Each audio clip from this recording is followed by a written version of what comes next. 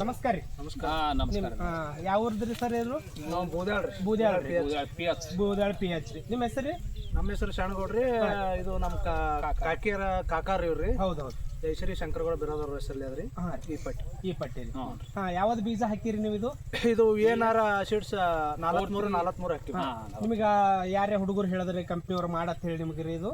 ನಾವು ಬ್ಯಾರೆ ತರ್ಲಾಕ್ ಹೋಗಿದ್ದೇವ್ರಿ. ಹೋಗೋ ಟೈಮ್ದಾಗ ಏನಪ್ಪಾ ಅಂದ್ರೆ ನಮ್ದಿಷ್ಟು ಹಾಕಿ ನೋಡತ್ತಂದ್ರಿ. ಒಳ್ಳೆ ಇದು ತಳಿ ಒಳ್ಳೆ ಅದ, ಇದು ಹಾಕತ್ ಹೇಳಿದ್ರು. ಅದಕ್ಕೆ ಏನಪ್ಪಾ ಅಂದ್ರೆ ನಾವು ತಂದು ಹಾಕಿವಿ. ಬಾಳ ಒಳ್ಳೇದಾಗ್ಯದ್ರಿ. ಆ ಹುಡುಗರು ಹೇಳ್ದಂಗ ನಿಮ್ಗೆ ಸ್ಯಾಟಿಸ್ಫೈ ಐತ್ರಿ? ಚಲೋ ಈಗ ಆಗ್ಯದ ನೋಡ್ರಿ. ನಾವು ಬೇರೆ ತರ್ಬೇಕತ್ ಇದು ಇಟ್ಕೊಂಡಿಲ್ಲ, ನಮ್ಗೆ ಗೊತ್ತು ಇದ್ದಿದ್ದಿಲ್ಲ.